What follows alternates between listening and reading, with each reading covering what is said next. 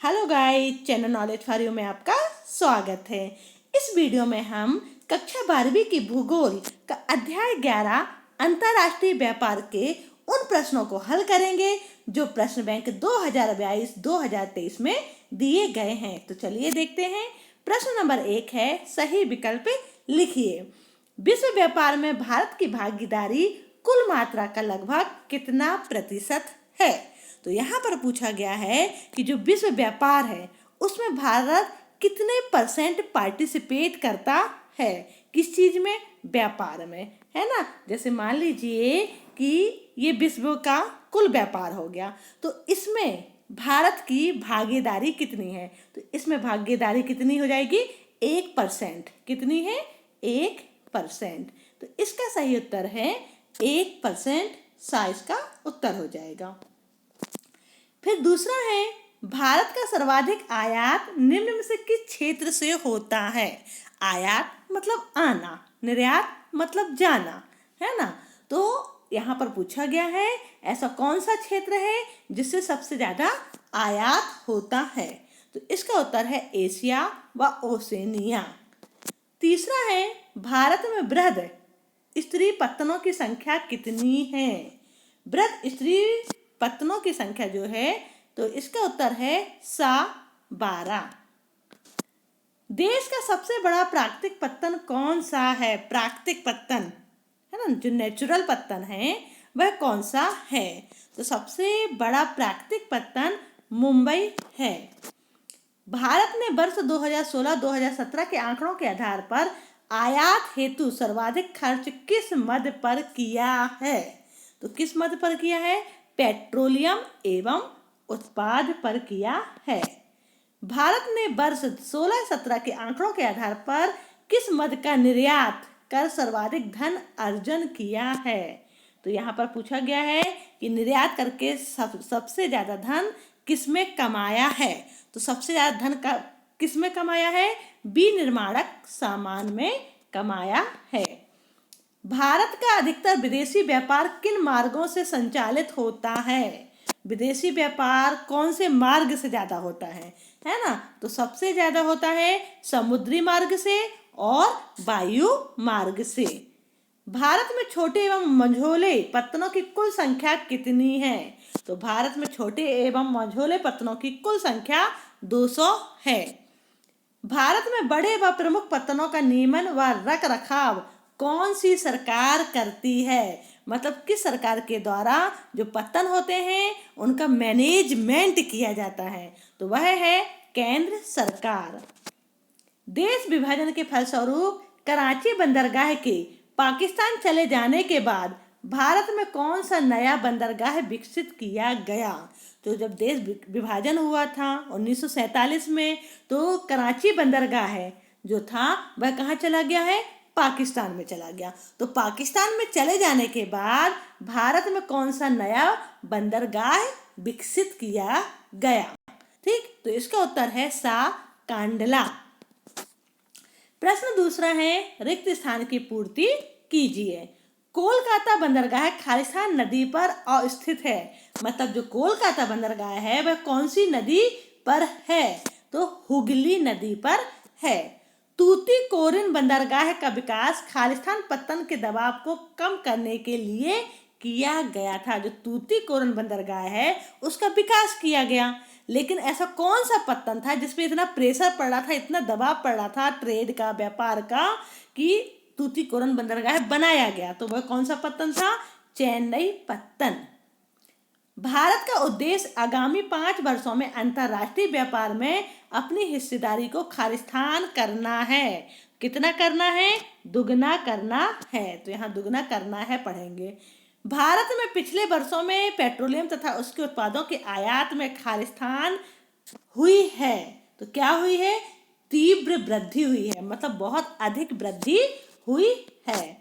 भारत के विदेशी व्यापार में मणिरत्न तथा खालिस्तान की एक व्यापक हिस्सेदारी है। तो आभूषणों की एक व्यापक हिस्सेदारी है। वार्षिक रिपोर्ट 2016-17 के अनुसार देश में कुल खालिस्तान अंतर्राष्ट्रीय हवाई अड्डे कार्यरत हैं। तो कितने कार्यरत हैं? 25। खालिस्तान पत्तन का विकास कोलकाता बंदरगाह की संकुलता को घटाने के लिए किया गया है। तो कौन सा पत्तन है वो है हल्दिया पत्तन। हल्दिया पत्तन का विकास कोलकाता बंदरगाह की संकुलता को घटाने के लिए किया गया है। खालिस्तान पत्तन देश के अतिरिक्त नेपाल, भूटान आदि पड़ोसी देशों को भी सुविधाएं उपलब्ध कराता है। तो कौन सा पत्तन है कोलकाता पत्तन। ऐसा पत्तन है जो नेपाल, भूटान और हमारे जो पड़ोसी देश हैं तो वहां पर सुविधाएं उपलब्ध कराता है। खालिस्तान आंध्र प्रदेश का एक भू आबद्ध पत्तन है। तो विशाखापट्टनम। पारादीप पत्तन खालिस्तान के डेल्टा पर स्थित है। महानदी, ठीक है ना, क्या नाम आएगा इसका महानदी जो है पारादीप पत्तन है वो महानदी के डेल्टा पर स्थित है। प्रश्न तीसरा है सही अथवा गलत बताइए। भारत का विश्व व्यापार वर्ष 2016-17 में 44,29,762 करोड़ रुपए था। तो बिल्कुल सही है। समय के साथ भारत के विदेशी व्यापार की प्रवृत्ति में भी बदलाव आया है। सत्य है।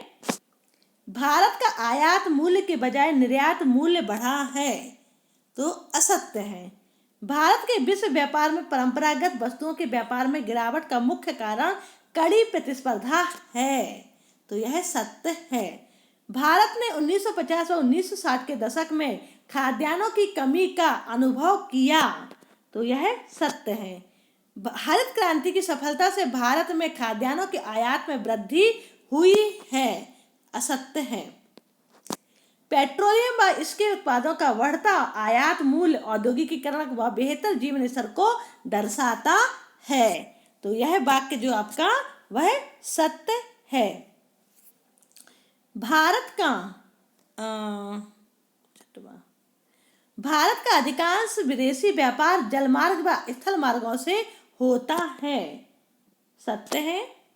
भारत सड़क मार्ग द्वारा नेपाल, भूटान व पाकिस्तान से व्यापार करता है। सत्य है। छोटे पत्तनों के लिए राज्य सरकार नीतियां बनाती हैं। यह भी सत्य है। अब आता है प्रश्न चौथा सही जोड़ी बनाइए। भारत का व्यापार संतुलन।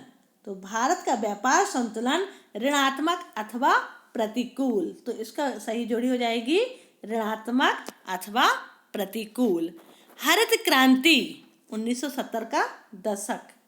हरित क्रांति 1970 का दशक। अंतर्राष्ट्रीय व्यापार का प्रवेश। अंतर्राष्ट्रीय व्यापार का प्रवेश किसे कहा जाएगा समुद्री पत्तन को। समुद्री पत्तन को ही कहा जाएगा। चटगांव बंदरगाह है बांग्लादेश में है। कांडला बंदरगाह है कच्छ की खाड़ी में। ठीक, इस तरीके से ये आपकी जोड़ी का मिलान हो गया।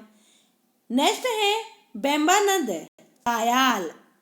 अरब सागर में है ये। अरब सागर की रानी कहा जाता है इसे। अरब सागर की रानी। जापान के लिए लौह अयस्क निर्यात हेतु। तो इसका हो जाएगा मार्मागाओ बंदरगाह है। भारत का सबसे बड़ा बंदरगाह है। भारत का सबसे बड़ा बंदरगाह है मुंबई बंदरगाह है। उच्च मूल्यवान व शीघ्र नाशवान पदार्थों का परिवहन किसके द्वारा किया जाएगा। जो उच्च मूल्यवान मतलब जो महंगी वस्तु होती हैं और जल्दी खत्म होने वाली मतलब जल्दी से नाश हो जाए उनका, तो ऐसे पदार्थों का परिवहन ट्रांसपोर्ट किसके द्वारा किया जाता है। तो वायु परिवहन के द्वारा किया जाता है। गहरा पोताश्रय वाला बंदरगाह है। तो पारादीप बंदरगाह है। ठीक, इसका सही उत्तर हो जाएगा पारादीप बंदरगाह है। प्रश्न पांचवा है एक शब्द एक वाक्य में उत्तर दीजिए। जुझारी नदी के मुहाने स्थित बंदरगाह का नाम क्या है। तो जुझारी नदी के मुहाने स्थित बंदरगाह का नाम मार्मागाओ पत्तन है। न्यू मंगलोर पत्तन किस राज्य में स्थित है। न्यू मंगलोर पत्तन कर्नाटक में स्थित है। अरब सागर की रानी किसे कहा जाता है। अरब सागर की रानी बेवानंद कायाल को कहा जाता है। कोलकाता बंदरगाह कौन सी नदी पर स्थित है। कोलकाता बंदरगाह हुगली नदी पर स्थित है। किस पत्तन का पोताश्रय सबसे अधिक गहरा है। पारादीप पत्तन का पोताश्रय सबसे अधिक गहरा है। भारत का सबसे पुराना कृत्रिम बंदरगाह कौन सा है? तो भारत का सबसे पुराना कृत्रिम बंदरगाह चेन्नई पत्तन है। भारत का दक्षिणतम बंदरगाह का नाम क्या है? भारत का दक्षिणतम बंदरगाह का नाम है तूतीकोरिन पत्तन। चटगांव बंदरगाह के बांग्लादेश चले जाने पर भारत में इसके स्थान पर कौन सा बंदरगाह विकसित किया गया? Diamond harbour. चटगांव बंदरगाह जो है बांग्लादेश में चला गया, और बांग्लादेश में चले जाने के बाद चटगांव बंदरगाह चला गया तो भारत में इसके स्थान पर, मतलब चटगांव बंदरगाह के स्थान पर डायमंड हार्बर बंदरगाह को विकसित किया गया। मुंबई बंदरगाह में कुल गोदियों की संख्या कितनी है? तो मुंबई बंदरगाह में कुल गोदियों की संख्या 54 है, मतलब 54 है। भारत का विशालतम कंटेनर बंदरगाह कौन सा है? तो भारत का विशालतम कंटेनर बंदरगाह जवाहरलाल नेहरू पत्तन है।